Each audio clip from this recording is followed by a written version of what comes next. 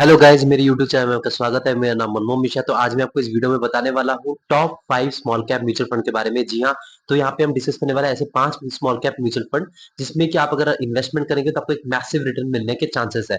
तो मैं आपको ये पास्ट एक ईयर के रिटर्न के हिसाब से ही आपको बताने वाला हूँ। ये जो 5 स्मॉल कैप म्यूचुअल फंड है, मतलब एक साल में इन्होंने कितना अच्छा खासा रिटर्न दे रखा है। तो मेरे चैनल को सब्सक्राइब जरूर कर दीजिएगा। मैं वीडियो लाते तो चलिए शुरू करते हैं। तो नंबर 5 में आता है वो है आपका कोटक स्मॉल कैप फंड। जी हाँ, इसे अगर आप 1 ईयर का रिटर्न देखिए तो 44.37% तक का रिटर्न है। और अगर आप इसमें मिनिमम एसआईपी करना चाहते हैं तो 100 रुपए से स्टार्ट कर सकते हैं। नंबर 4 में आता है वो आपका Canara Robeco small cap fund. इसे अगर आप 1 ईयर का रिटर्न देखिए तो 39.83% तक का मैसिव रिटर्न है। और अगर आप इसमें इन्वेस्टमेंट करना चाहते हैं तो आप इसमें मिनिमम एसआईपी 1000 रुपीज से कर सकते हैं। नंबर 3 में आता है वो आपका टाटा स्मॉल कैप फंड। इससे अगर आप 1 ईयर का रिटर्न देखिए तो 50.49% तक का रिटर्न है। नंबर 2 में आता है वो आपका Nippon India small cap fund. इसका अगर आप 1 ईयर का रिटर्न देखिए तो 45.36% तक का मैसिव रिटर्न है। और अगर आप इसमें इन्वेस्टमेंट करना चाहते हैं, आप मिनिमम एसआईपी 100 रुपीज से कर सकते हैं। नंबर 1 में आता है वो आपका क्वांट स्मॉल कैप फंड। इसका अगर आप 1 ईयर के रिटर्न देखिए तो 51.95% तक का मैसिव रिटर्न है। अगर आप इसमें इन्वेस्टमेंट करना चाहते हो, मिनिमम एसआईपी 1000 रुपीज से स्टार्ट कर सकते हैं।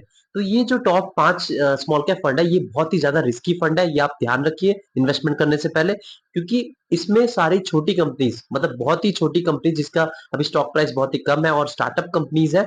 तो इसमें ज्यादातर इन्वेस्टमेंट हो रखा है। तो यहाँ पे अगर आपका पैसा है वो आपको टाइम देना पड़ेगा अगर आप इन्वेस्टमेंट करते हैं। मतलब आपका अगर टाइम फ्रेम 7 से 10 साल है तभी आप स्मॉल कैप फंड की तरफ इन्वेस्टमेंट कर सकते हैं। लेकिन सारा पैसा स्मॉल कैप फंड में कभी मत लगाइएगा, ये गलती मत करिएगा।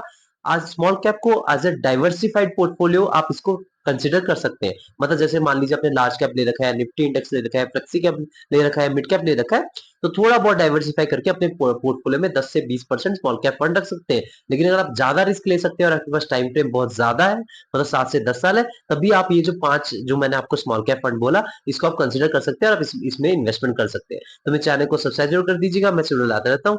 Thank you.